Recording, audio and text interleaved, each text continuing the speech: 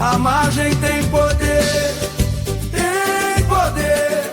A margem tem saber, tem saber. Nossa voz virou semente pra libertar a nossa gente.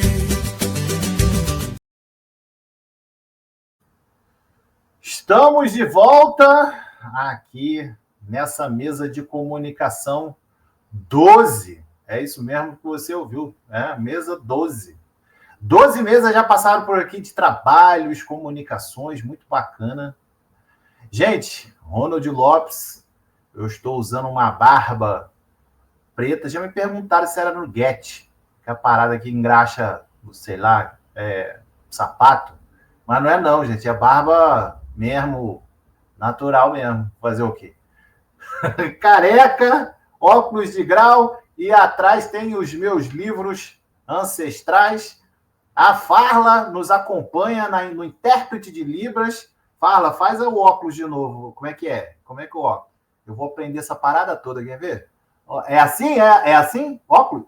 Tô de óculos, é assim? Tô de óculos, barba. Muito bem. É isso aí. Farla, muito obrigado por você estar aqui junto com a equipe nossa de Libras, que é a primeira jornada de psicanálise até onde a gente sabe, né? Se vocês souberem de outra jornada de psicanálise que tenha Libras, vocês me falam e me contam, tá bom? Mas, por enquanto, o que eu sei é que essa jornada aqui é a primeira jornada de psicanálise com Libras e tradução para o espanhol, que a gente vai fazer ali em fevereiro do ano que vem, para a gente poder dialogar com a galera da América Latina, Argentina, Peru, Colômbia, Equador, onde tiver um corpo psicanalítico, a gente vai lá em busca dele, né? Então, essa jornada está sendo maravilhosa por conta disso.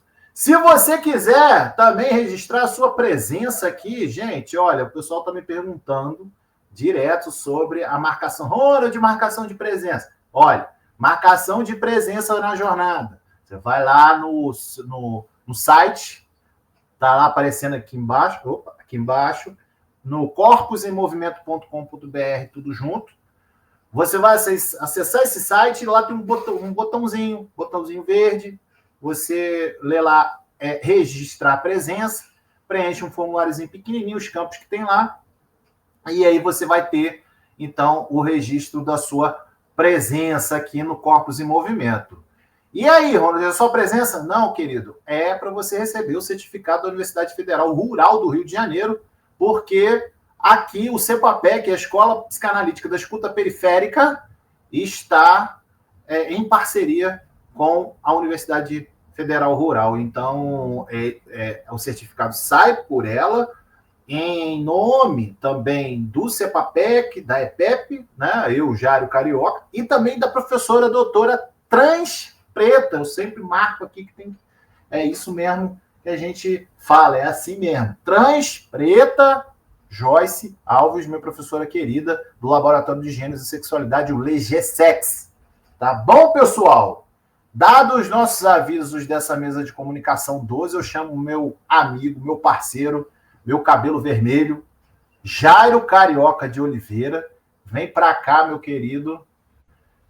Seja bem-vindo à mesa 12. É isso, mesa 12. Meu amigo Casca de Bala. Eu e Casca de Bala.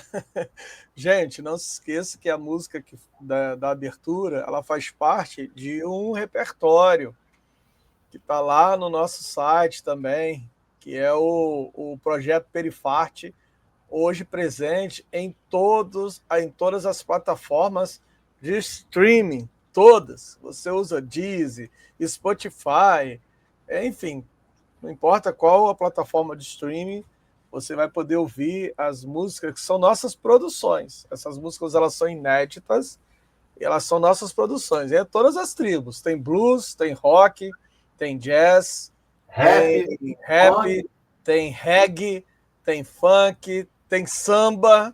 Tem todas as tribos. Isso, tem todas as tribos ali. Aliás, tem um reggae belíssimo. Tem um blues ali também que eu sou apaixonado. É demais. Aliás, eu gosto de todas elas. Muito obrigado por você estar aqui meu amigo Ronald Lopes, nesse evento que começou tão pequenininho, né?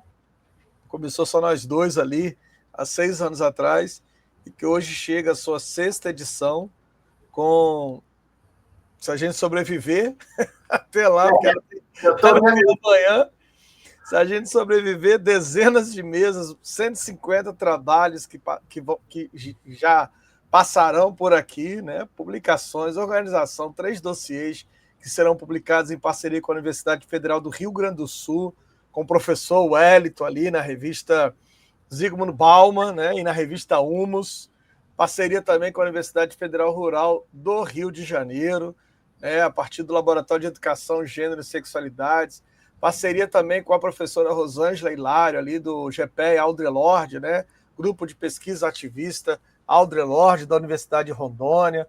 Nós estamos aí recebendo trabalho de diversas universidades do Brasil inteiro, gente. Nós tivemos aqui trabalhos da universidade de todos os cantos do Brasil, Norte, Nordeste, Sudeste, Sul, Centro-Oeste, todas as regiões do Brasil estão aqui representadas, né, nessas mesas, né?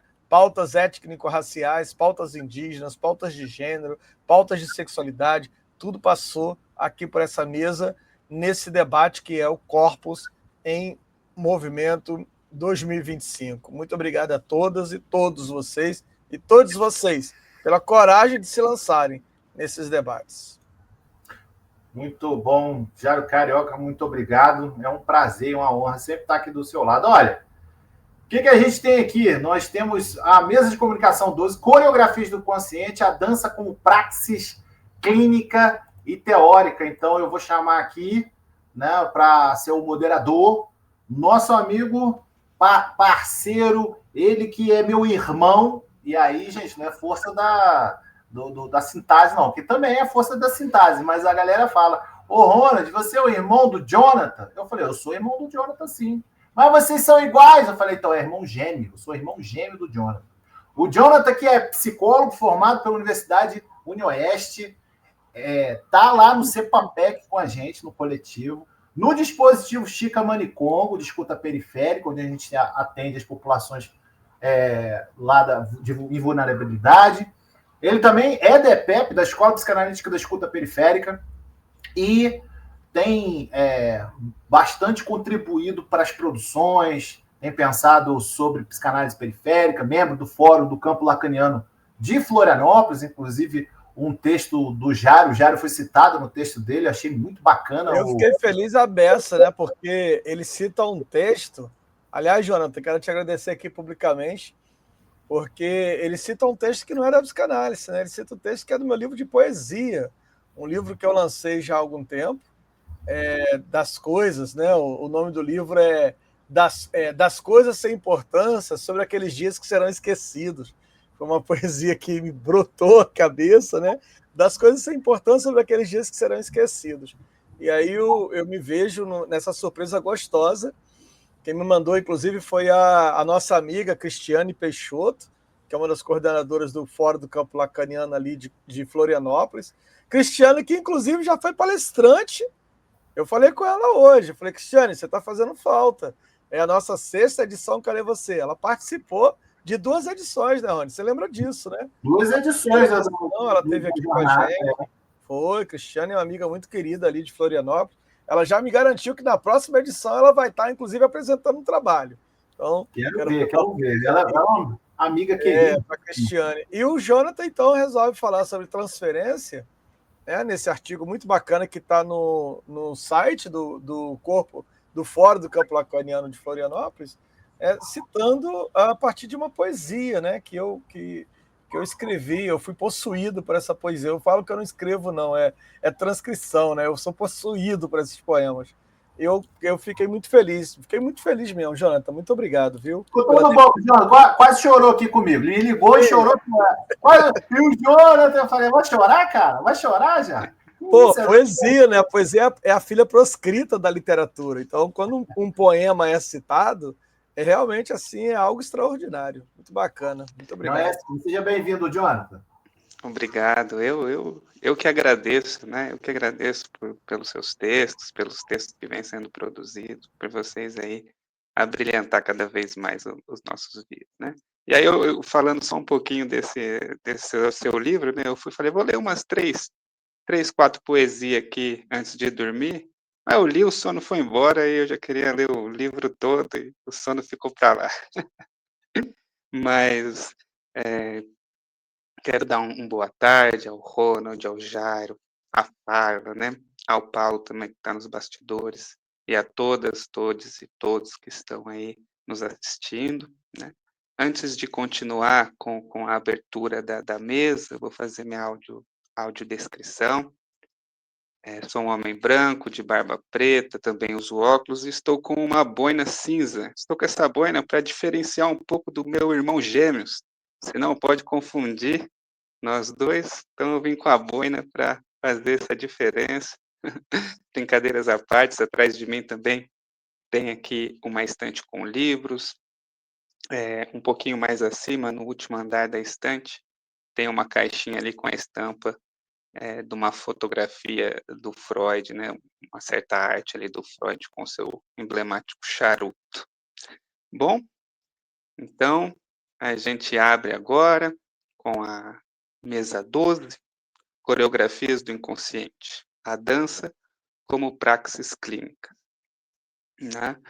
Bom, teremos 3 participantes, cada participante com respectivo trabalho.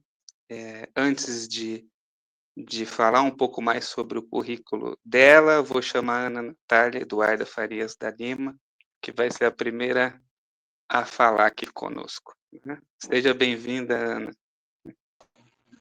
Boa tarde, gente. Me chamo Ana Natália Farias, sou uma mulher branca, de olhos escuros, estou usando um headphone de cor branca, sou loira e tenho um fundo branco atrás de mim. Muito bem. Então.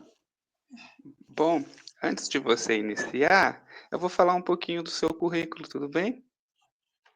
A Ana é mestranda, né, na PPG Psicanálise, Clínica e Cultura da UFRGS, né, Universidade Federal do Rio Grande do Sul, é isso, né? Artista também da área da dança, psicóloga formada pela Universidade Franciscana e fisioterapeuta formada pela Universidade Federal de Santa Maria, pós-graduada em Clínica Psicanalítica pela Universidade Luterana e em Dor pela Universidade Vanguarda, certo? Bom, então, ela vai falar também hoje sobre possibilidades para o real, o corpo em movimento na dança. Com a palavra, Ana. Primeiramente, gostaria de agradecer a oportunidade de estar aqui e poder compartilhar com vocês um recorte da minha dissertação de mestrado, que é um trabalho que vem sendo construído, então, na URGS, em companhia do Núcleo de Estudos em Psicanálise de Infâncias, NEPS, no eixo de Psicanálise, Infâncias e Vulnerabilidades, a partir da orientação da professora doutora Luciana De Conte. Os resultados parciais da pesquisa aqui expostos foram construídos a partir da análise de um dos fragmentos clínicos trabalhados na mesma, delineando um recorte dentro do meu tema de pesquisa do mestrado. Neste trabalho, propomos discutir o corpo em movimento através da dança como uma possibilidade de o sujeito construir um bordeamento no furo do real produzido pelo trauma. Para isso, pensamos o corpo em movimento na dança como uma possibilidade de constituição de discurso em sujeitos que vivenciaram cenas traumáticas. A noção de discurso referida aqui é a proposta por Lacan no Seminário 17, em que o discurso abriga a verdade, sendo ela o que sustenta o agente do discurso. A verdade aqui tem uma estrutura de ficção, visto que ela, propriamente dita, é da ordem do impossível. Enlaçamos com o que Lacan avança no Seminário 18, do discurso com efeito de produção, o que compreendemos como efeito de construção de uma posição ativa do sujeito em sua narrativa. O presente trabalho visa apostar no corpo em movimento na dança como uma via de suporte para que o sujeito se reposicione em sua narrativa de um lugar passivo para ativo. Nestrovsky e Celliman Silva, em Catástrofe e Representação, eles ressaltam que um caráter próprio da experiência traumática é a literalidade, sendo seu sintoma um transbordamento por excesso de real, o que inviabilizaria a dinâmica da representação através de metáforas. Esse caráter também se presentifica no discurso dos sujeitos que vivenciaram cenas traumáticas, com o que pode ser entendido como uma fixação em uma posição passiva, de captura pela cena. Essa pesquisa se suscitou de um trabalho realizado numa unidade de internação psiquiátrica de um hospital público, onde ocorreram oficinas de dança e consciência corporal, as quais ministrei. A proposta surgiu da demanda por uma possibilidade de acolhimento do que foi nomeado pelos usuários do serviço e pela equipe como agressividade ou impulsos agressivos. Era um grupo de adolescentes e jovens adultos do sexo masculino e feminino. Após as primeiras oficinas, surgiram espontaneamente rodas de conversa sobre como os participantes se sentiram, momento em que eles associaram sentimentos e memórias aos movimentos. Com isso, viemos a levantar a suposição de que algo do inconsciente se movimentou a partir do corpo em movimento na dança. Dos conteúdos trazidos nesses momentos, sob o método de pesquisa psicanalítica, que se produziu um material que serviu de análise para subsidiar essa discussão. Trata-se de um material escrito cuja composição se deu a partir da releitura de anotações pessoais escritas após as oficinas, no período da experiência referida, bem como das memórias advindas no processo de releitura dessas anotações. Esse material escrito foi nomeado de fragmentos clínicos que foram analisados a partir dos dispositivos de leitura e escuta e da transferência. Então, eu vou ler um fragmento, breve fragmento, que faz parte da minha dissertação. Foi numa oficina de dança de hip hop. Eu havia introduzido um movimento base chamado The Bounce. A tradução livre que faço e julgo mais apropriada é a de balanço. É um balanço constante que acompanha e marca o ritmo das batidas mais fortes e principais da música. Perguntei se eles já haviam pulado em cama elástica quando crianças. Assentiram. Falei que a ideia da sensação do bounce era semelhante à sensação ao sair de uma cama elástica. Mesmo após descer, algo seguia mexendo. Seguiu-se a oficina. Após o término, uma das adolescentes presentes me fala rindo com um certo estranhamento que parecia que a sensação do movimento havia seguido com ela mesmo parada. Seu riso me contagiou e perguntei se ela havia gostado da oficina. Sua resposta me surpreendeu ao dizer que sim. Ela começa a caminhar pelo pátio e me pede se eu poderia acompanhar ela. Me conta que fazia tempo que não sentia algo movimentar nela. Brinco com um termo e pergunto o que estava se movimentando. Sei lá. Sentimento? Será que eu tenho ou é só raiva? Responde ela. Não recordo o que lhe respondi na época e por algum motivo não anotei. Mas em seguida, pela primeira vez, ao menos naquela internação e com aquela equipe, visto que essa paciente possui um histórico de anos de internação via judicial, ela me fala de sua raiva e de algo que toma conta dela. A surpresa qual senti da sua resposta foi devido até então nossa maior interação ter se dado alguns dias antes, quando, no pátio, ela estava a ter o que era chamado de ataques de raiva, rapidamente atribuídos como efeito de abstinência química e, por isso, puramente orgânico. Simultâneo a isso, do outro lado do pátio, eu estava sentado e conversava com uma outra paciente.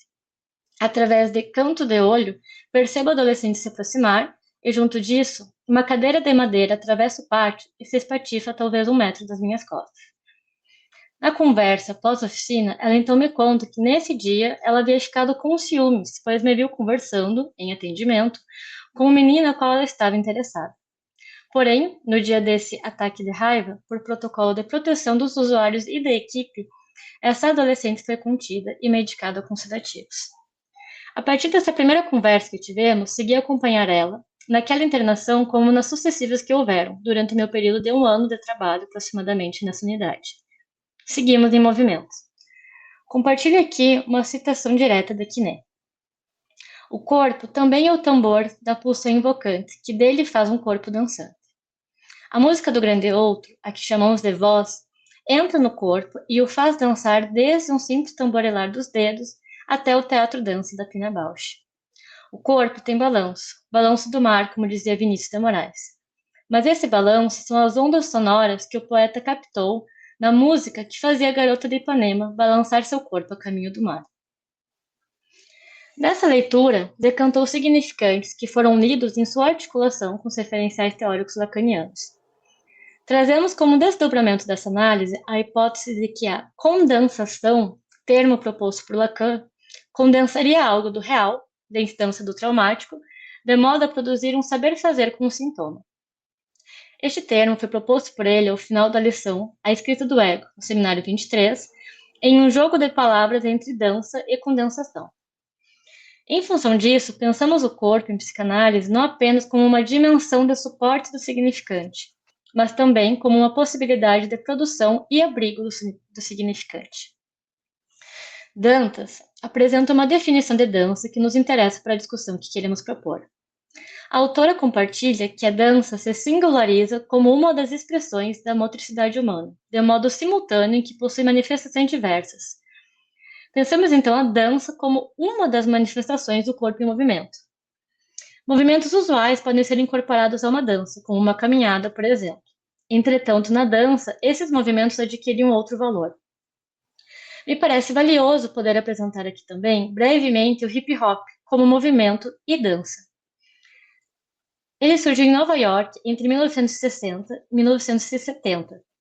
O movimento sob influência da crise econômica de 1929 dos Estados Unidos, pela Segunda Guerra Mundial e pela Guerra do Vietnã. Essa expressão foi cunhada pelo DJ Afrika Bambaataa. A tradução literal da expressão seria saltar com o quadril. Quadril se referindo a hip e saltar da expressão em inglês to hoop. A partir dessa expressão surgiu todo um movimento cultural expresso de diferentes maneiras: música, rap, pintura, grafite, moda e dança. No Brasil, surge nas periferias de São Paulo o movimento hip hop, aproximadamente em 1980, inspirado no movimento surgido então em Nova York. A cultura se popularizou através das notícias de jornal que referiam que jovens negros de periferia se encontravam para dançar, escutar e criar música, rap, nos centros das cidades. Por esse aspecto marcante da sua chegada no Brasil, o estilo também se popularizou pela expressão dança de rua. Através dessa cultura, jovens encontraram formas de denunciar desigualdade, manifestar seus desejos, bem como de ocuparem e se divertirem em outros espaços da cidade. Retomando para a teoria lacaniana, o seminário 23, o sintoma, a partir da escrita de James Joyce, Lacan vai rever a sua teoria da topologia dos nós a partir da análise da relação de Joyce com a linguagem. O corpo se faz muito presente nesse seminário.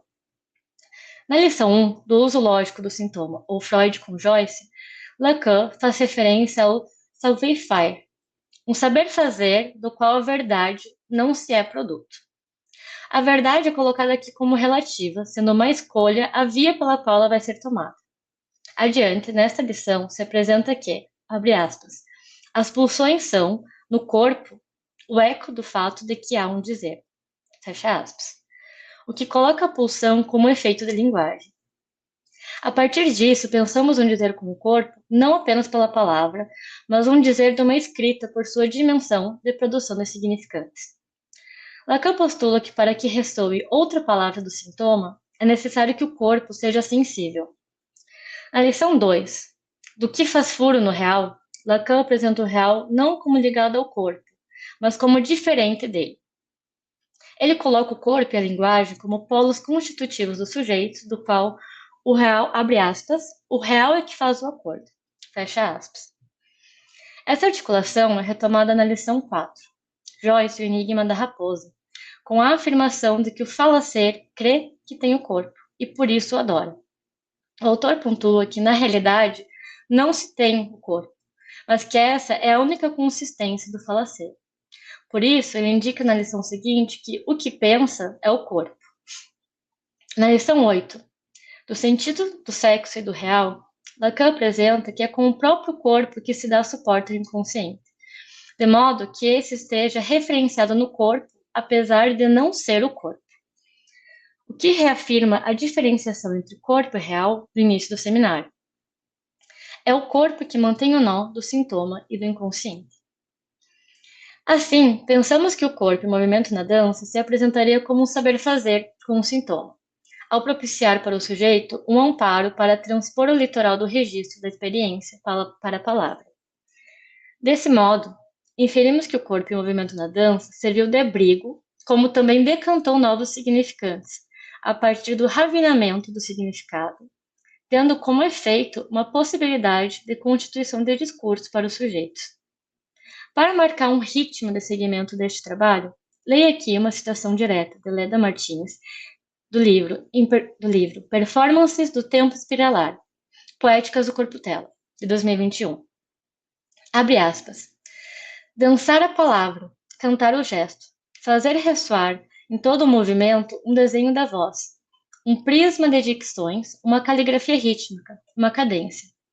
Assim se realiza a emissão da textualidade oral, nos diversos dispositivos pelos e nos quais se compõe. Fecha aspas. Para avançar no trabalho, partimos da sugestão que Lacan apresentou em Litura Terra, da letra como suporte material do significante e como litoral entre o campo do simbólico e do real. Nesse texto, Lacan coloca a letra como litoral e faz a analogia de uma fronteira entre um campo do saber e outro.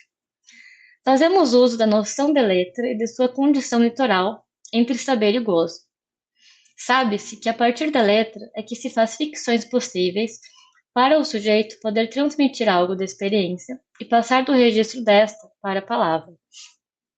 É dessa condição que Lacan questiona se seria possível constituir um discurso que não seja emitido por um semblante, ou seja, um discurso com efeito de quebra, em suas palavras, que possui efeito de produção, produza algo novo.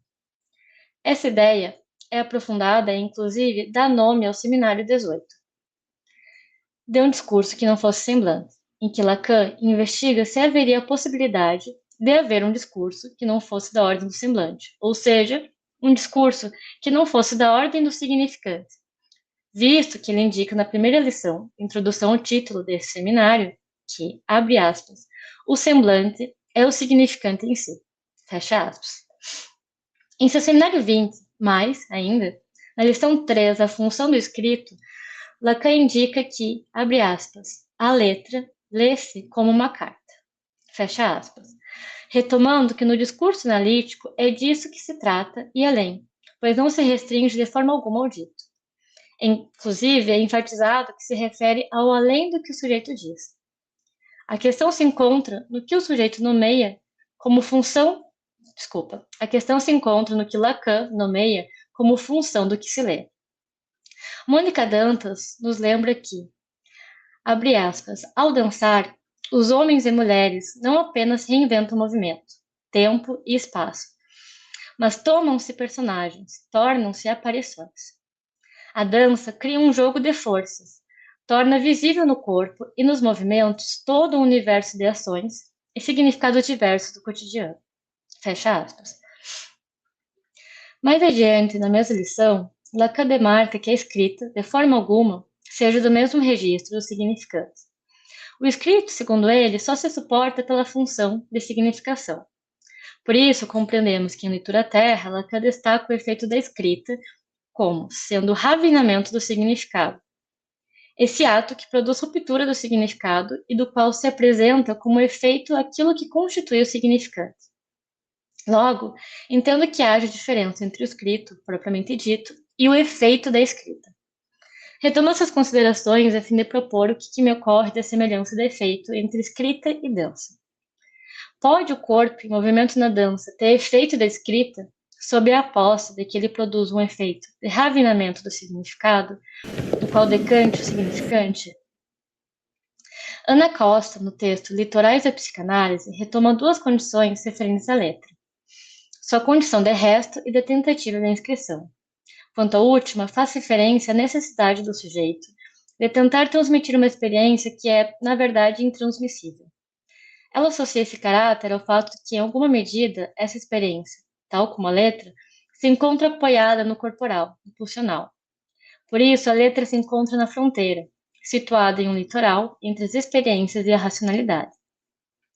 A partir da letra, se faz ficções possíveis para transmitir algo da experiência. Entretanto, a autora aponta que há situações em que não há ficção que possibilite amparo suficiente para transpor esse litoral entre experiência e racionalidade. Momentos em que não há racionalidade possível entre razão e angústia. Me parece pertinente trazer aqui um artista da dança e doutor em filosofia, Braida, cujo trabalho o ato de dançar como exercício de ficção apresenta que o ficcional na dança se constitui na própria execução do ato. O autor propõe que a partir do corpo dançante, o que se apresenta são atos de ficção, como atos de artifício, que dizem respeito àquilo que se é por si só. Ele se refere à condição artefactual da dança, como uma condição constitutiva, mas também atormentadora, que, entretanto, em sua ambivalência, libera o sujeito para outras possibilidades. Segundo o autor, o ato de dançar dessignifica e desrealiza, tal como um pensar que dispensa mediações ao se fazer sentido. A partir disso que a dança vem a instaurar sentido e, assim, seu efeito de ficção. Em função disso, em articulação com um dos fragmentos clínicos do meu trabalho aqui apresentado, propomos pensar o corpo em movimento na dança como uma possibilidade de suporte para que o sujeito possa ficcionalizar algo da sua experiência traumática, bordear o real. Assim, pensamos o corpo em movimento na dança como um saber fazer com sintoma. Apostamos no efeito de escrita de si através da dança, de modo que, então, a partir do ravinamento do significado, cante novos significantes. Retomamos a pergunta que Lacan apresentou na lição sobre leitura terra, do seminário 18. Abre aspas. Será possível, do litoral, constituir um discurso tal que se caracterize por não ser emitido pelo semblante? Fecha aspas.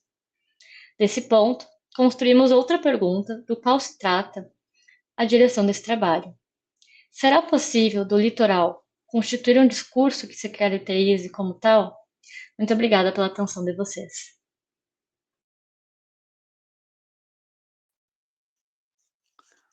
Ana, muito bom trabalho, muito interessante.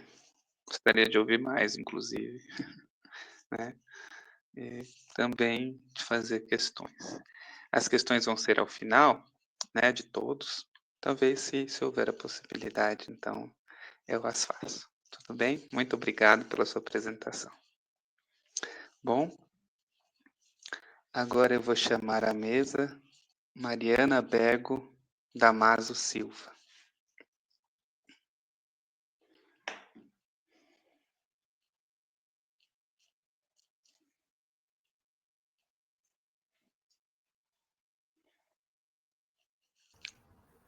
Te ajudar aqui um pouquinho, Jonathan.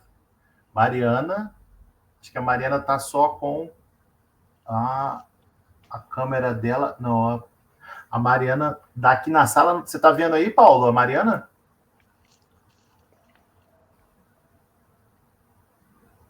Não está, né? Beleza. Jonathan, vamos passar para o próximo, e aí, se ela conseguir restabelecer a comunicação dela, aí a gente volta com ela também. Tá bom? Vamos. Então, eu chamo Alterives Maciel Júnior, né, para a mesa. Boa tarde. Boa tarde a todos e a todas. Meu trabalho se intitula Os Movimentos Desmedidos de Pina. Pina, devo antecipar para vocês, é o título do filme de Wim Wenders sobre Pina Bausch, onde eu propus que nós pudéssemos entender tais movimentos desmedidos em Pina pelo entrecruzamento de duas artes, o teatro, dança de Pina Bausch, sendo filmado por Wim Wenders, ali onde o Wenders, ao prestar uma homenagem a Pina Bausch, coloca os movimentos desta coreógrafa, dramaturga, acontecendo no palco, extrapolando o palco ao invadir a cidade em movimentos insólitos, onde, ao término do filme, eles acabam dançando nas montanhas e em espaços cênicos que o Wim Wenders filmou de uma maneira muito interessante. Além disso, eu chamo tais movimentos de movimentos desmedidos, porque eu estou propondo um cotejamento entre os movimentos de Pina Bausch com um procedimento oriundo da filosofia do Gilles Deleuze, que foi analisada de uma maneira muito detalhada por Davi Lapojade em um livro intitulado Gilles Deleuze e os Movimentos Aberrantes. ali onde o Davi Lapojade tenta descrever o procedimento de criação de Gilles Deleuze, colocando essa criação por intermédio de uma lógica de paradoxos, onde, nessa lógica de paradoxos, sentidos divergentes vão ser encenados e postos segundo o procedimento do Gilles Deleuze, por intermédio de acontecimentos que ele explicita de uma maneira muito clara em um livro intitulado A Lógica do Sentido. Nesse texto, o Deleuze contribui significativamente para aquilo que a Pina Bausch vai colocar em cena, quando ele diz que a arte expressa pensamentos por intermédio de gestos, gestos que irão configurar acontecimentos, acontecimentos estes que irão expressar sentidos. O Deleuze configura o sentido dentro da expressão de tais gestos como um acontecimento, apresentando a possibilidade deste acontecimento ser expresso na linguagem. E uma vez expresso na linguagem, ele passa a se configurar como o sentido de uma determinada proposição. Nesse livro, que eu acredito que seja um livro insólito, admirável, porque é um livro construído só com paradoxos, creio eu, por uma diversidade de paradoxos que o Deleuze vai apresentando através de séries, há um momento em que ele diz que a lógica do sentido é uma lógica de superfície, onde nela acontecimentos serão expressos pelo pensamento, ao mesmo tempo em que serão atribuídos aos gestos configurados por determinados movimentos expressos pelos corpos. Essa tese está no Lógica do Sentido. O Gilles Deleuze aparece na minha intervenção como intercessor, um intercessor que eu pretendo colocar em confluência com o procedimento de Pina Bausch, por intermédio de investigações que eu irei fazer na obra dela, através de dois autores que trabalham essa aproximação. Um deles é o José Gil, num livro muito bom que eu recomendo a quem queira ler, intitulado Movimento Total, onde, nesse livro, José Gil investiga procedimentos criadores de diversos coreógrafos dançarinos, para se deter em um determinado capítulo num procedimento de criação construído por Pina Bausch. E ele diz lá, com muita clareza, que a Pina Bausch ela é uma coreógrafa que filma os gestos do pensamento, propondo que os pensamentos sejam extraídos de gestos que são dançados pelos dançarinos que são provocados pela Pina Bausch. Ao explicitar o método de Pina Bausch, o José Gil diz que Pina Bausch inicia sempre o procedimento de construção do espetáculo, propondo uma determinada pergunta aos seus dançarinos.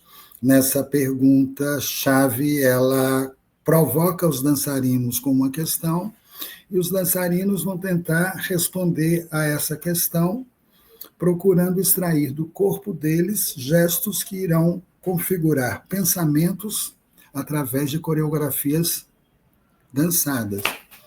Por exemplo, no Café Miller, onde a Pina Bausch apresenta esses paradoxos de uma maneira muito clara, há um determinado momento em que uma mulher se aproxima de um homem e forma com ele um determinado par, onde nesse par ela se enlaça com ele, e ao mesmo tempo em que um terceiro personagem vem para poder separar e desenlaçar os dois personagens que estão enlaçados, fazendo com que a mulher caia e que ela repita aquilo que ela fez, tentando reiterar de novo o abraço. Na sequência de tais paradoxos que são apresentados por Pina Bausch ao longo da encenação do Café Miller, fica evidente que o que Pina está, de alguma forma, encenando por intermédio de coreografias que conjugam danças, teatro, com movimentos musicais, algum tipo de movimento desmedido que a gente tenta analisar no momento em que a gente avalia o procedimento de Pina por intermédio do filme do Wim Wenders. Ora, trabalhando dentro dessa perspectiva, que vocês podem notar que no filme homenagem que o Wim Wenders faz do balé de Pina Bausch, ele vai apresentando uma série de acontecimentos, onde nesses acontecimentos os gestos vão irrompendo na cena da coreógrafa provocadora, e esses gestos vão se apresentando de uma forma rítmica completamente diferenciada das cadências métricas das músicas convencionais. Os gestos vão ganhando uma configuração desmedida na medida em que o balé vai sendo construído, e o balé que está sendo construído me parece menos um balé convencional do que um balé teatro, onde a irrupção do gesto vai valer uma desmedida essa que a Pina encena de uma maneira brilhante, e o Wim Wenders soube, de alguma forma, acompanhar também de uma forma exuberante. Pensando o filme, o que vocês estão vendo são sequências aleatórias de um filme onde Wim Wenders presta uma homenagem a Pina Bausch como um todo. Nessa homenagem que ele presta a Pina Bausch, ele coloca os dançarinos que foram provocados por Pina dançando na rua. Ele vai apresentando um espetáculo que transborda o espaço cênico, onde um espetáculo convencional tem que acontecer, e me parece plausível dizer que o que Pina produz nos seus dançarinos é alguma coisa que neles estavam, de alguma maneira, contidos, porém soterrados pela ausência de uma exploração física que será feita através dos gestos criadores de determinados pensamentos. Dentro dessa perspectiva, o que eu estou sustentando como primeira hipótese da minha apresentação? Pina dança gestos, e esses gestos evocam pensamentos. Ela coloca na materialidade de tais gestos um pensamento expresso como o sentido da composição.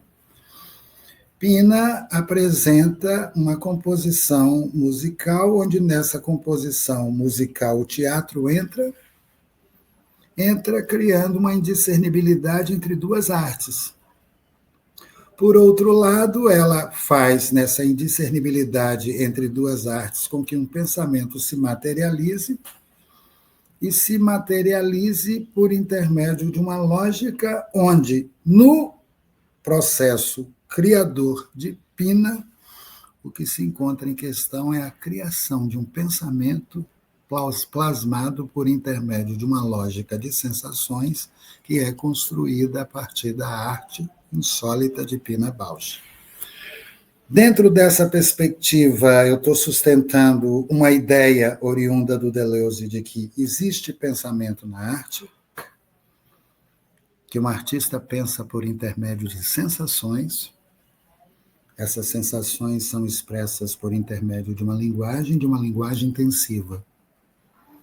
Estou sustentando, por intermédio do procedimento específico de Pina, que tais gestos são expressos por intermédio de uma dança que materializa determinados pensamentos que vão sendo expressos através de gestos, olha só, que quebram com a cadência métrica dos ditos balés representativos.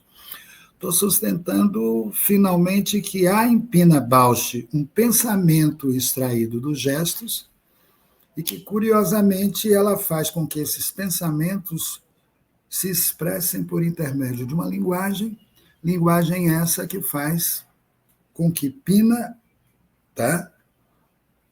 dela se utilize através das provocações que fazem parte do método com o qual ela cria o espetáculo. Bom, de uma maneira genial, de uma maneira brilhante, assistimos no Café Miller uma dança-teatro onde o pensamento parece se originar de gestos, traçados pelo corpo.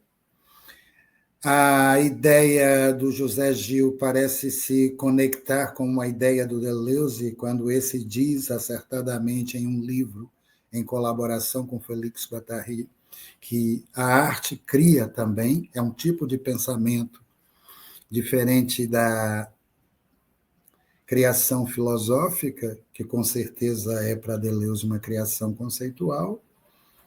Ele diz com muita convicção que a arte ou o artista é um criador de sensações, é um compositor de sensações, sensações estas que, no caso do balé, são extraídas dos gestos de um dançarino, olha só, ou de um conjunto de dançarinos que estão atendendo a provocações de uma coreógrafa genial. Me parece plausível observar, tanto no balé-teatro de Pina Bausch, que tais gestos sejam desmedidos, me parece plausível observar que as desmedidas de tais gestos podem ser observadas no palco. Todavia, o filme faz isso acontecer de uma forma maravilhosa. E me parece que o Wim Wenders entrou numa afinidade com o trabalho de Pina, onde ele pôde explicitar ao longo do filme todo o procedimento de criação dessa coreógrafa dramaturga através da exaltação do seu trabalho, feita por intermédio de um filme, Pina, que foi exibido em 2011, onde nele o Wim Wenders apresenta, por intermédio de patchworks, eu acho que é assim, as coreografias de cada um dos dançarinos que respondem à provocação feita por Pina Bausch, por intermédio de gestos, onde em tais gestos um pensamento vai ganhar a sua expressão. A ideia de que tais gestos sejam gestos paradoxais me parece também ser visibilizada por intermédio do filme. A mim me parece que, quando a gente observa os gestos que estão sendo apresentados por intermédio das imagens cinematográficas, a ideia desses corpos aparentemente espasmódicos, consistem em mostrar como determinados acontecimentos estão sendo configurados em cada cena. A mim me parece também plausível dizer que a continuidade de uma cena a outra vai decorrer no filme de inúmeros gestos que vão sendo encenados por cada um dos bailarinos. E me parece que, quando a gente se apropria da montagem do filme como um todo, para a nossa grande surpresa, é por intermédio dela que o Wim Wenders está, de alguma maneira, elogiando o pensamento de Pina Bausch. O que eu quero dizer com essa aproximação? Há um pensamento na arte, um pensamento materializado por intermédio de sensações, um pensamento expresso por intermédio de sensações que também irão se expressar numa linguagem estética. E que essa linguagem estética é, com certeza, uma linguagem das sensações, onde ali a materialidade do pensamento se torna pungente por intermédio de uma arte desmedida, onde nessa arte desmedida, Pina coloca, com a interseção do Wim Wenders, teatro e dança em funcionamento. E Wim Wenders, de uma maneira maravilhosa, coloca teatro, dança em funcionamento, através da imagem e movimento de um cinema. Bom, nesse sentido, podemos dizer que os movimentos desmedidos de Pina, o filme, os movimentos desmedidos de Pina, coreógrafa, dramaturga, e os movimentos desmedidos deste ensaio venham a ganhar sua justificativa a partir do momento em que a gente começa a perceber, por intermédio dos gestos, olha lá, dançando na montanha, de uma maneira bem interessante, por intermédio desses gestos insólitos, como os movimentos extrapolam os espaços convencionais e invadem a natureza, aparecem de formas insólitas em regiões onde muito provavelmente a dança não deveria estar acontecendo, fazendo com que o ato de dançar seja menos uma encenação do que um devir, fazendo com que o ato de dançar, ao aparecer como um devir dança, possa acontecer fora dos espaços circunscritos onde uma arte deva acontecer. É exatamente por isso que eu estou chamando essa arte de arte desmedida. É exatamente por isso que eu estou propondo que esse movimento estético seja um movimento desmedido. É exatamente por isso que eu estou sugerindo que esse movimento desmedido seja desmedido, porque ele coloca em conexão, agora eu vou dizer, avançando um pouco mais, teatro, dança e cinema. E teatro, dança e cinema dentro de uma conexão que foi construída por um mestre, Wim Wenders, com certeza, homenageando uma criadora muito particular, muito singular, que propôs que a arte fosse o meio por excelência da materialização de um determinado pensamento. Dentro dessa configuração de um pensamento materializado por gestos, parece plausível dizer, como José Gil diz muito bem no seu ensaio sobre Pina, que Pina encena gestos, Pina, ao encenar tais gestos, faz com que esses gestos produzam pensamentos, Pina faz com que esses pensamentos existam materializados por intermédio de gestos e colocados, de alguma maneira, fora do campo, olha só, representativo, no qual a gente flagra os pensamentos como representações mentais.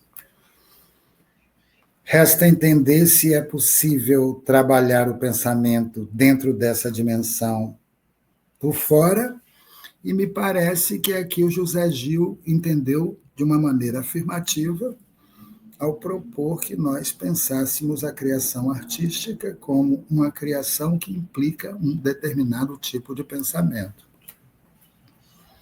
No final desse ensaio, me parece que o José Gil propôs uma aproximação entre o procedimento de Pina Bausch e o procedimento de Gilles Deleuze. Me parece que, ao fazer essa aproximação entre os dois procedimentos, o José Gil conseguiu enxergar, no Lógica do Sentido, a possibilidade da gente pensar o sentido fora da lógica da significação. Me parece que o José Gil conseguiu, através dessa interseção com Gilles Deleuze, trabalhar a produção de sentido na arte pela via da expressão. E é nessa via da expressão que ele propôs que nós entendêssemos os gestos de Pina Bausch como expressões de um pensamento cujo sentido, de alguma forma, vai se expressar numa linguagem utilizada por uma dramaturga que usa a palavra para poder provocar os seus dançarinos. No momento em que ela faz esse uso da palavra para provocar os seus dançarinos, finalmente ela vai colocar a expressão de tais gestos por intermédio de movimentos desmedidos. Você quer falar alguma coisa? O que foi? Nosso tempo encerrou, mas o senhor pode concluir. Eu vou concluir, tá bom. Tá? Dentro dessa perspectiva, o que eu estou chamando de movimento desmedido? Um ato de criação que não é feito a partir de um vazio, mas a partir de uma sensação. E é necessário que eu esteja defendendo essa tese a partir de um pensamento que já existe, porque eu não estou criando ele, onde o ato de criação a partir da sensação faz valer uma experiência do pensamento pela materialidade de gestos que determinadas artes defendem e expressam. Concluindo, é necessário que a gente interrogue a arte como pensamento, ao invés de pensar pelos artistas. Porque interrogando a arte como pensamento, ao invés de pensar pelos artistas, talvez a gente seja surpreendido por eles e acabe, por intermédio disso, compreendendo que tem muita coisa que a gente não pensa ainda e que é necessário que a gente seja forçado a pensar. Muito obrigado. A gente que agradece, professor. É uma pena ter que te interromper, uma apresentação tão magnífica, né? Tanto na construção teórica quanto nos gestos também. Né? Muito obrigado. No comecinho eu não apresentei a sua bio, o senhor passou a falar e eu não quis deixar de ouvi-lo, mas no final da última apresentação eu falo o seu currículo. Tudo bem que o senhor dispensa apresentações, não é? Mas lá no finalzinho eu falo o currículo do senhor também, para que todos possam ouvir. Tá bom? Muito obrigado. Agora eu chamo à mesa Mariana Bergo Damaso Silva.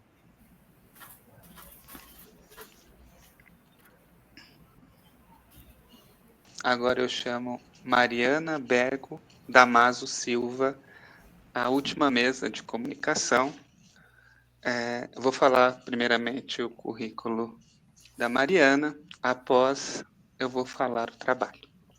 Bom, Mariana é doutora em Educação pela Universidade Federal de São Carlos, UFSCar, mestre em Educação pela UFSCar, graduada em Psicologia pela Universidade Federal de São João del Rei, com ênfase em processos psicossociais e socioeducativos, e psicanalista em formação de orientação lacaniana.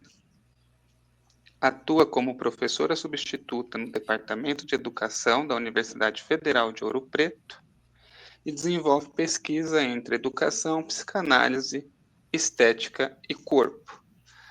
A Mariana vai falar um pouco para a gente sobre corpo motriz e experiência estética, elaborações de resistência ao neoliberalismo. Com a palavra, Mariana. Muito obrigada, Jonathan. Boa tarde, né? Eu sou a Mariana, sou uma mulher branca, tenho cabelos pretos, uso óculos, e atrás de mim tem apenas uma porta de madeira e um fundo branco. Eu não sei quem é que vai colocar, mas antes da minha fala, eu gostaria de passar um recortezinho de um vídeo, né? Bom que tive o privilégio agora de estar apresentando depois dessa apresentação maravilhosa, né? Que a gente viu falando tão bem sobre a obra da Pina, mas eu quero só trazer um recortezinho de uma obra, e depois eu começo a minha fala. Então, se puder colocar para mim, por favor.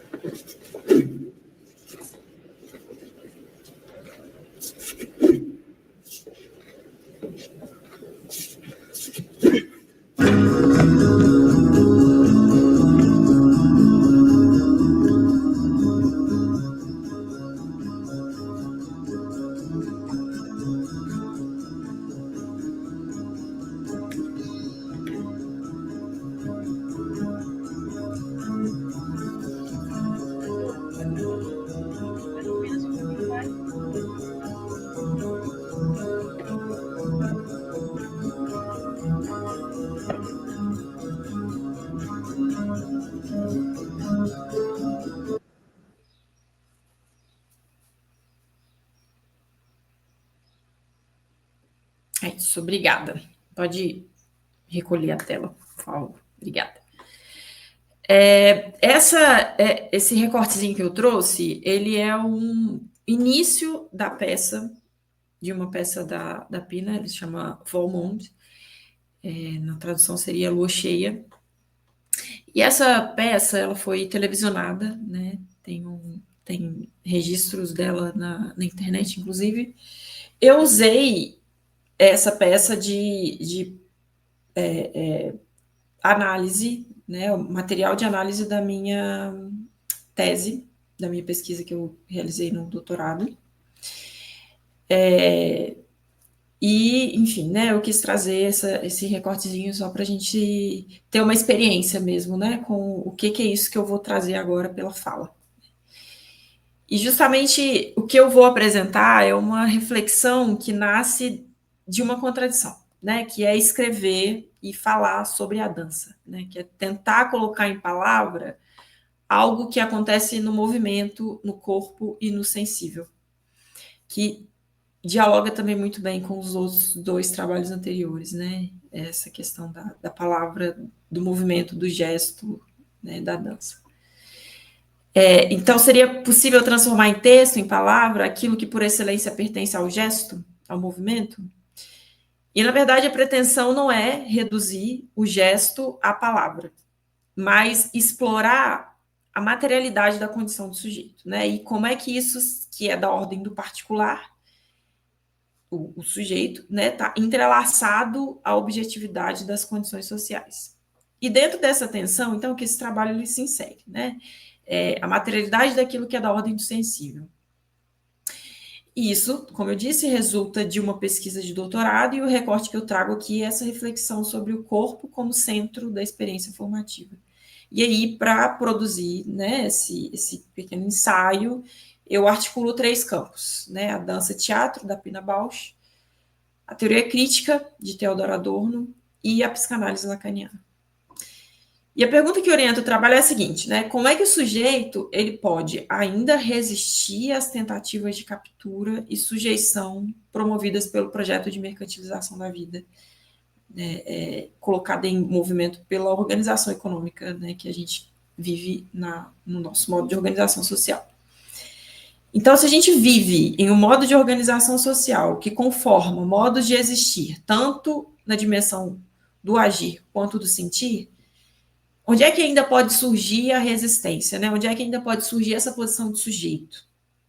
E o ponto de partida teórico é a compreensão do corpo, então, como uma mediação entre a condição de sujeito e o mundo. O corpo como um lugar onde as tensões históricas, sociais e subjetivas vão se inscrever. Então, nesse sentido, o corpo não é apenas biologia, né? O corpo é linguagem, ele é afeto e também é um espaço de existência do sujeito. Mas por isso mesmo, o corpo também ele é objeto de dominação. O gesto, a postura, o ritmo, eles expressam modos de produção do sentido. E por expressarem esse gesto, essa postura, esse ritmo, esse corpo, né, se torna também alvo de mecanismos de controle. Então, esse corpo, ao mesmo tempo biológico, simbólico e pulsional, ao ser atravessado pela linguagem, ele é atravessado pelas forças de controle, né, da organização social.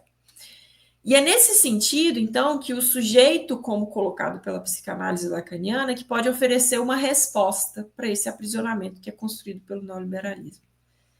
O sujeito, em Lacan, ele não é substância, né? Não é pessoa. O sujeito é uma posição.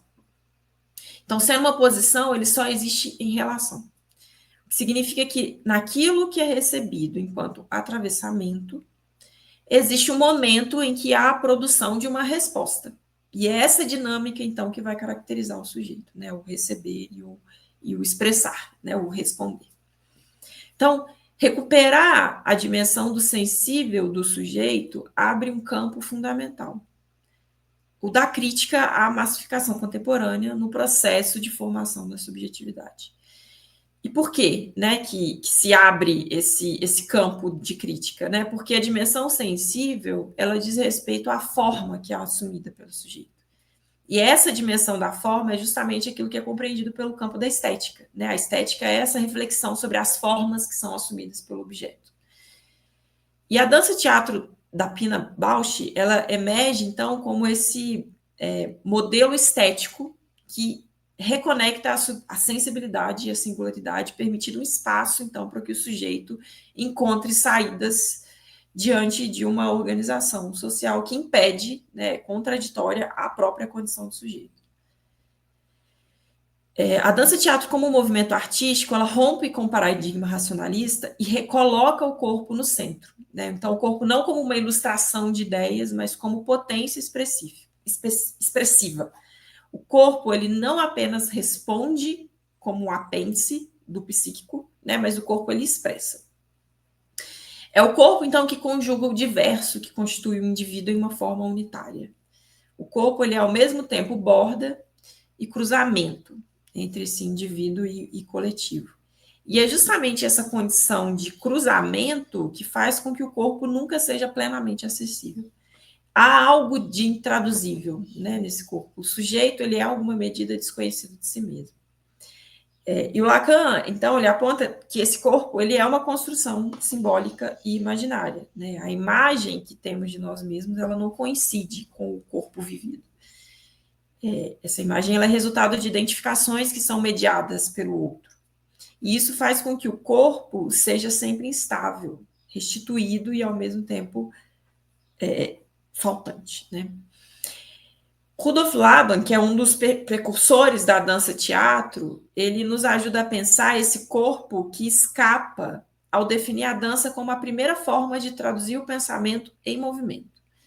O movimento, portanto, ele revela alguma coisa do sujeito, porque ele nasce de uma necessidade e busca tanto interesses tangíveis quanto intangíveis, né? Tanto internos quanto externos.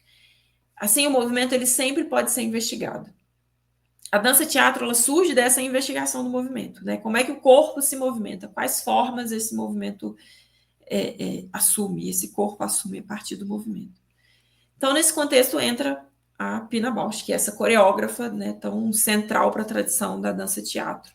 E a sua obra ela explora justamente o potencial expressivo do corpo. Na estética de Bausch, o corpo ele é, ao mesmo tempo, origem do impulso de movimento e meio de expressão desse movimento. Ou seja, o corpo ele articula, ele recebe e expressa, sempre atravessado pela fantasia, pela memória e pela linguagem. Por isso, ele tem esse grande potencial para gerar e comunicar significados. Quando o Bausch coloca em cena o cotidiano repetido, essa repetição que é tão característica da dança-teatro e da assinatura, né, da Bausch, essa repetição ela tem o efeito de produzir incômodo. E esse incômodo ele provoca, né? E nesse sentido, essa provocação aponta então para a necessidade de buscar saídas. Entre sequências repetitivas e solos, né, nesse recortezinho a gente consegue ver isso, né, essa dinâmica de sequência de repetição de movimentos e seguido por um solo, né, essa dinâmica ela se repete ao longo de toda a peça. Então, dessa própria dinâmica emergem movimentos próprios como tentativa do corpo de produzir respostas. Então, o corpo sensível, ele guia o indivíduo no espaço sempre em relação à alteridade. A percepção do gesto, ela é global, né? A gente não percebe etapas, a gente percebe o todo desse gesto. A postura, ela carrega tanto conquistas evolutivas, ela carrega tanto a materialidade do corpo biológico, quanto marcas pessoais, né? O gesto, ele é sempre cultural e ao mesmo tempo singular.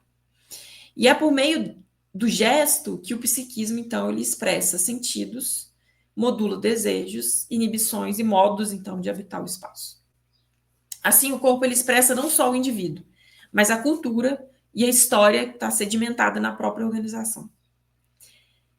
Se toda subjetividade ela é socialmente constituída, ela só pode existir como experiência viva, né, e não como formas congeladas que se repetem. Então, a obra de Bausch ela produz esse estranhamento. Ela confronta o espectador com aquilo que se naturalizou pelo modo de organização social. E pela repetição da obra, né, essa repetição da forma estética da obra da Bausch, o familiar se torna estranho e o estranho se torna familiar, né, nessa dinâmica em que existe uma ruptura e essa ruptura abre espaço, então, para a sensibilidade crítica. Segundo Adorno, a arte ela é a negação daquilo que a sociedade é, revelando o que precisa ser transformado. Então, a obra ela não é uma invenção pura, né? A obra é uma síntese histórica que nega a própria síntese, né? Que nega essa totalidade à qual ela remete. Em tempos de normatização e reprodução de idêntico, produzido pelo mecanismo da própria indústria cultural, né, a arte ela se torna um campo onde ainda é possível a contestação. Enquanto o sujeito contemporâneo vive imerso em repetição, marcado pelo ressentimento e pelo empobrecimento da sensibilidade, e aqui uma repetição que ela esvazia pela própria repetição, é a arte, então, que pode ainda abrir espaço para um outro modo de estar, de ser nesse mundo, né?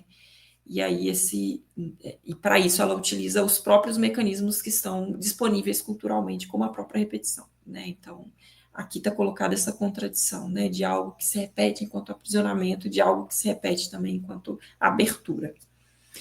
Silvia Federici, ela lembra que a história do corpo se confunde com a história do trabalho e das formas de opressão.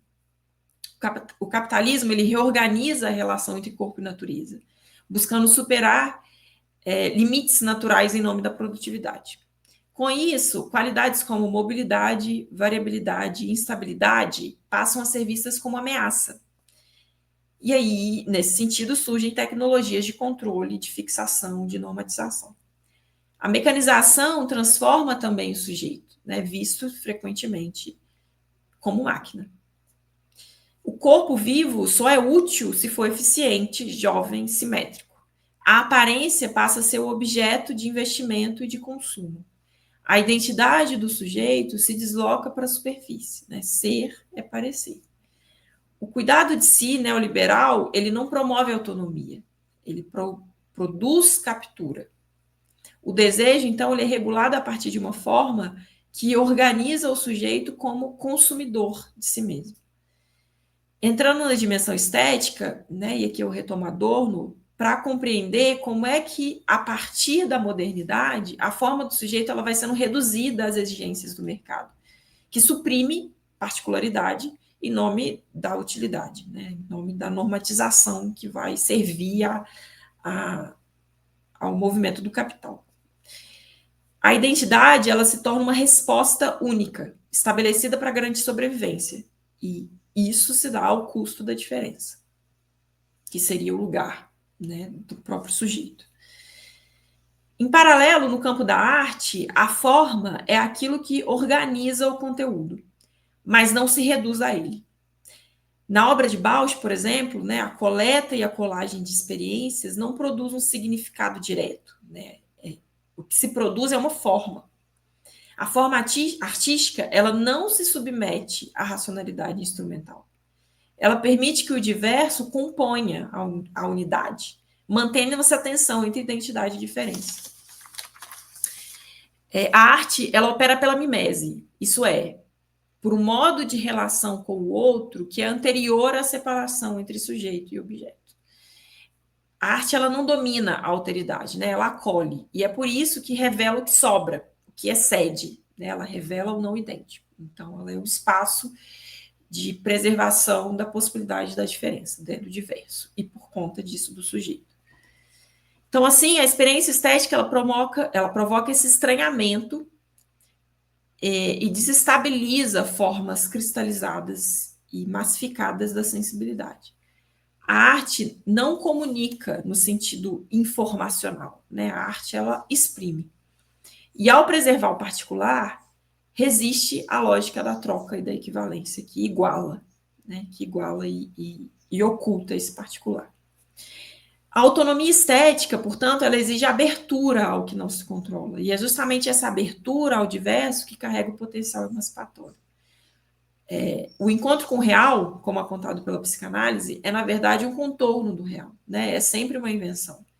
E esse encontro aparece na obra artística, devolvendo ao sujeito a possibilidade de criar, né? Colocando o sujeito de encontro com essa possibilidade, então, de criação. A obra, ela não revela um sentido, né? Ela oferece um saber fazer, uma maneira outra de lidar com a vida que não se converte em utilidade. Ela confronta o sujeito com a sua verdade e com a sua abertura, contra as tentativas de totalização. Como a sociedade atual ela prioriza o replicável, nenhuma saída ela é puramente individual, mas ela cabe, na verdade, cabe ao sujeito localizar a sua recusa possível dentro dessa dinâmica. Recuperar a sensibilidade é um passo fundamental nesse processo. Então, a crítica, ela ganha contornos estéticos nesse contexto. Ela parte do sensível, da experiência, do estranhamento. E é nesse espaço que a autonomia ela pode ser imaginada, como abertura ao diverso, ao que desorganiza, ao que desestabiliza, e aí que pode aparecer o sujeito. A experiência estética, ela aparece, então, como um modelo de emancipação. Compreender a dança e o comportamento estético do corpo dançante dentro de uma reflexão sobre formação, corporeidade e transformação social abre, então, caminhos para a gente poder pensar outros tempos, outros espaços, né, e outras formas possíveis. É isso que eu gostaria de trazer. Muito obrigada.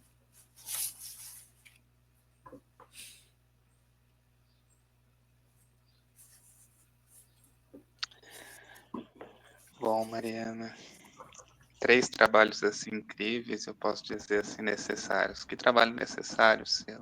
Que discussão importante, né? Sobretudo essa questão do discurso capitalista que atravessa, né? Que nos atravessa, socialmente falando, e como operar em relação a isso, né? Bom, eu quero retomar, antes de abrir para as questões, o currículo do professor Dr. Alterives Maciel, né? Como eu tinha dito lá, antes de passar a palavra para a Maria.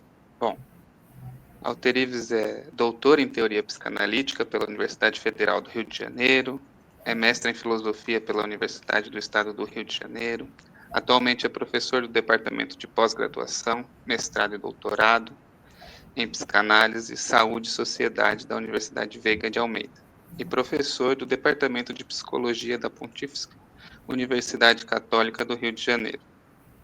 Além disso, é membro associado da Sociedade de Psicanálise Iracy Doyle e leciona anualmente um curso de curta duração em estudos da memória no programa de pós-graduação, mestrado e doutorado em Memória, Linguagem e Sociedade da Universidade Estadual do Sudoeste da Bahia.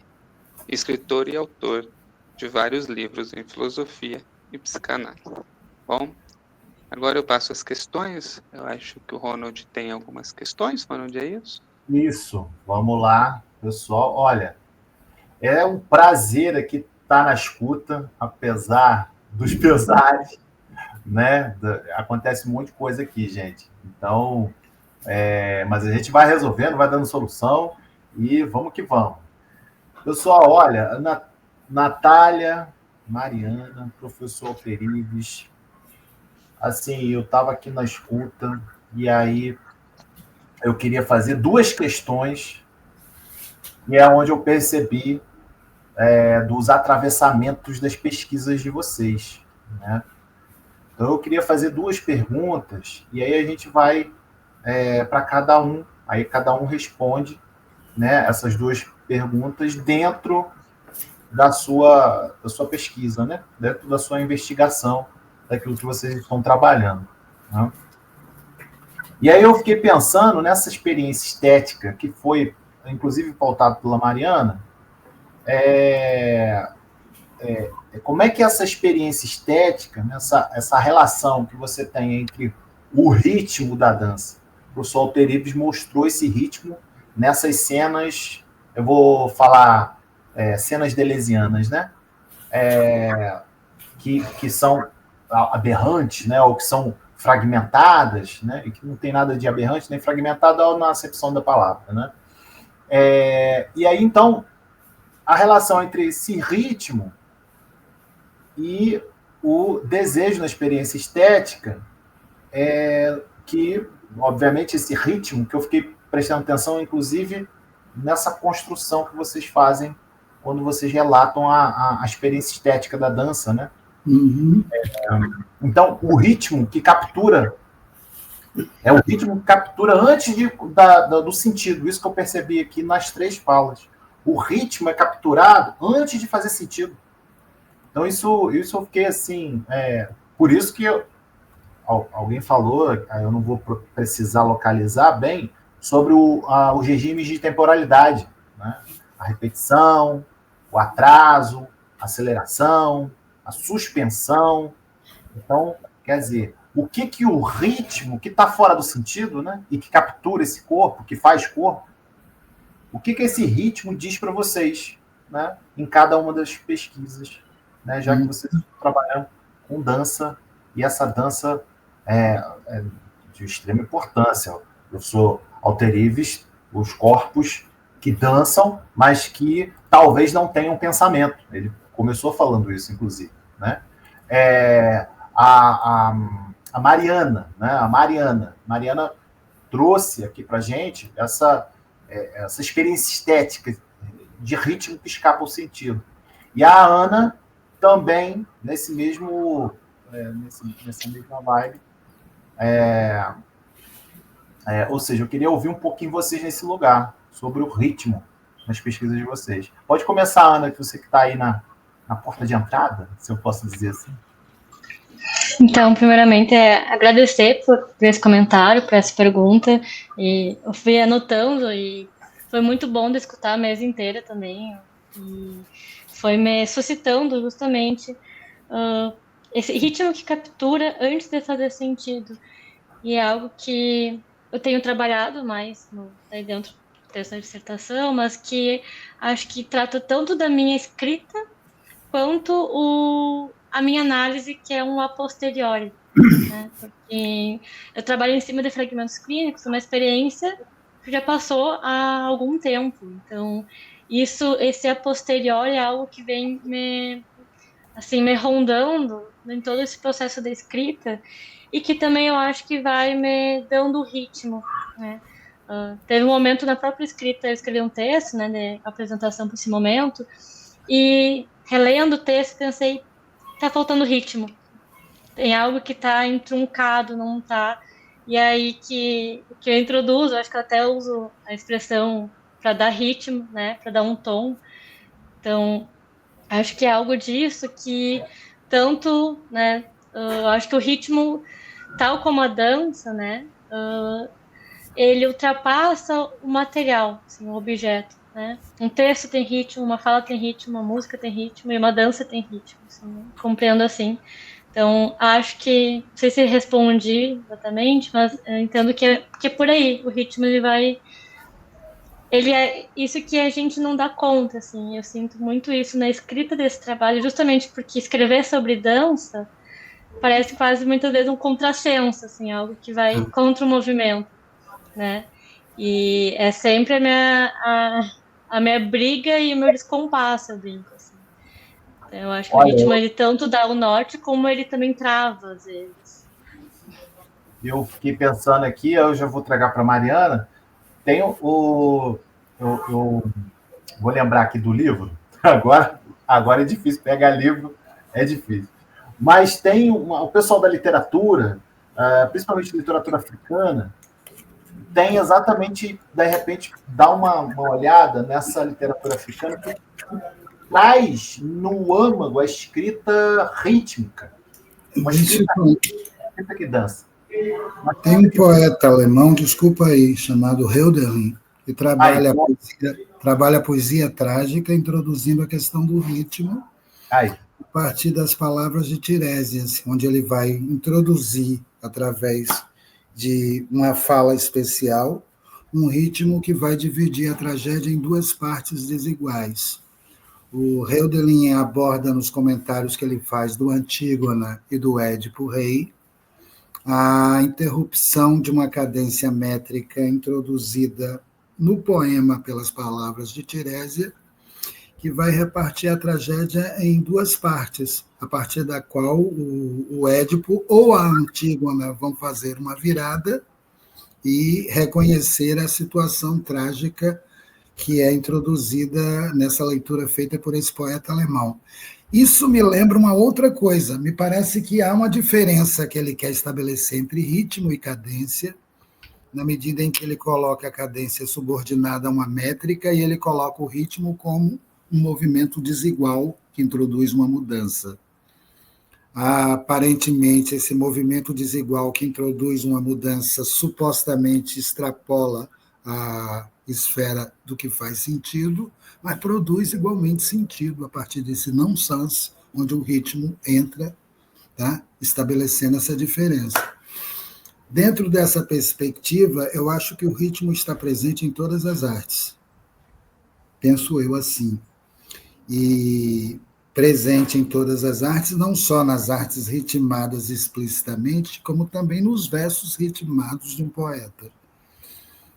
E parece plausível dizer que, dentro dessa concepção, há uma função do ritmo dentro da criação artística, porque a partir do momento em que esses ritmos são colocados, e Pina Bausch é exemplar aí, né?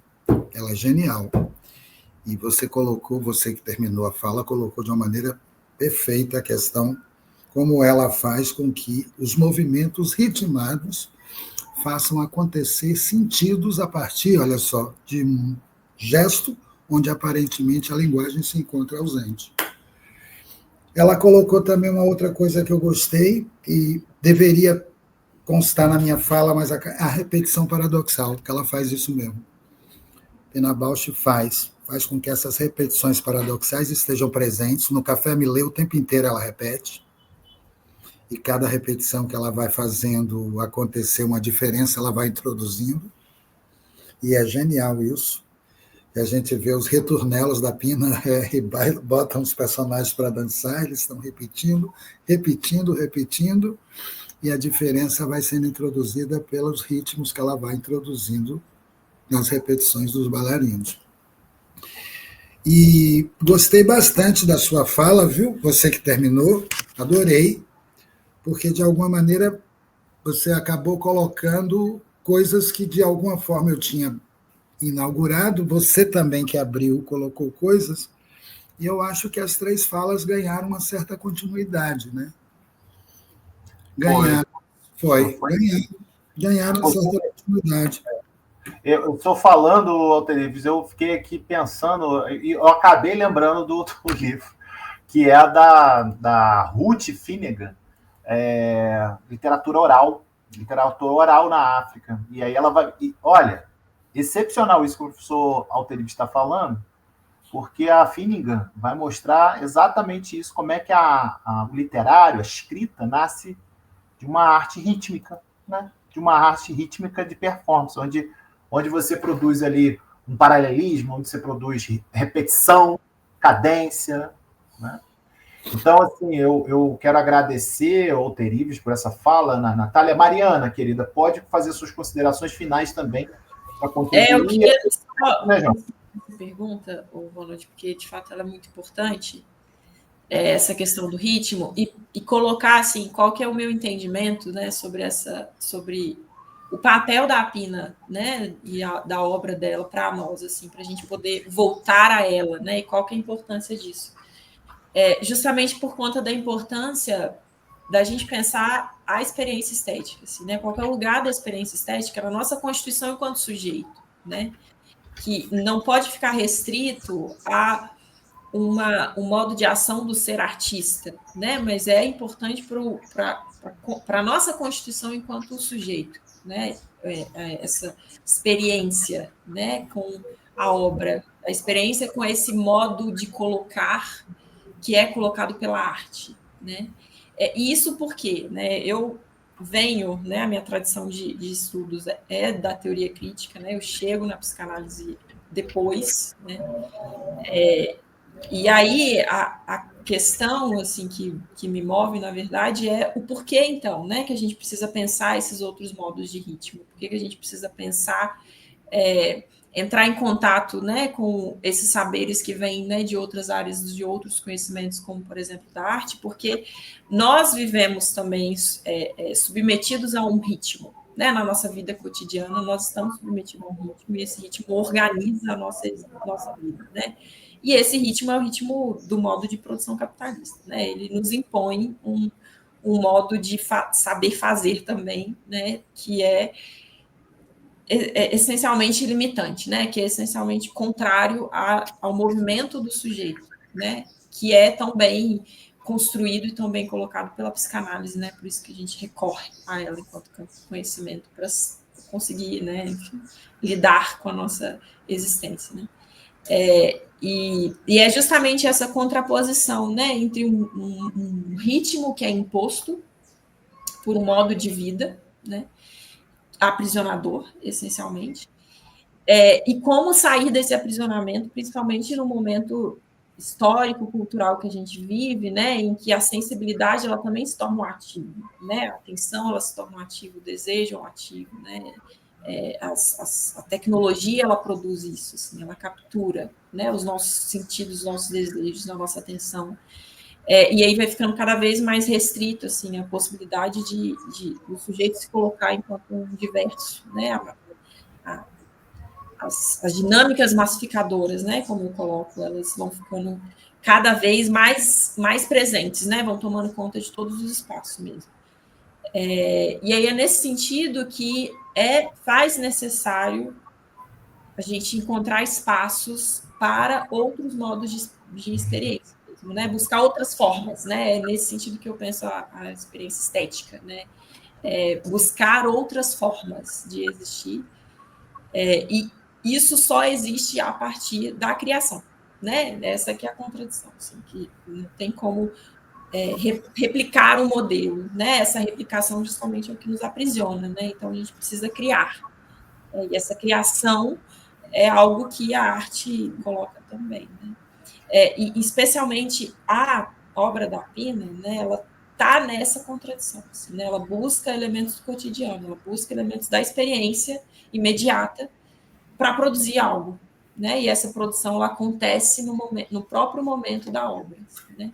E a experiência com esse modo de colocar, né, esse modo do corpo se colocar, a experiência do espectador, né, por exemplo, só essa experiência ela já pode abrir espaços, né, já pode abrir caminhos, porque ela nos coloca sob um outro ritmo, né, e essa repetição que a obra dela traz, ela nos força a esse outro ritmo, né?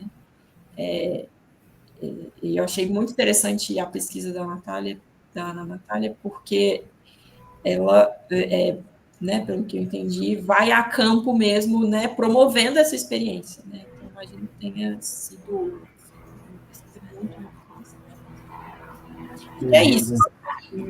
Olha, Jonathan, esses trabalhos são excepcionais. Gente, a gente acabou o nosso tempo, a gente tem que ir para a próxima mesa, tá bom?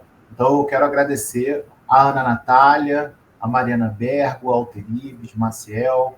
Eu quero também pedir desculpas aos transtornos e às agitações que a gente teve por aqui, tá bom? Jonathan, querido, suas considerações finais. A gente tá bom? E fica aqui o meu abraço a cada um de vocês também, tá bom? Professor Alteribes, a Mariana, a Natália, vocês são maravilhosos, obrigado pela paciência que vocês têm com a gente, tá bom? Então, Jonathan, pode fazer o fechamento, querido. Eu só quero agradecer 3 trabalhos incríveis, como eu disse e repito, muito necessário, né, para o nosso tempo, inclusive. As perguntas, a pergunta que o Ronald coloca me contempla muito, acho que se eu pudesse eu faria a mesma pergunta, sobretudo essa questão, né, da escrita com a dança também, que aparece ali na fala da Natália. Bom, o que eu tenho a dizer para vocês é muito obrigado. Obrigado. Grande abraço. Agradeço pelo espaço e parabenizo pela organização. Eu que agradeço também, gente. Muito obrigada. Parabéns pelo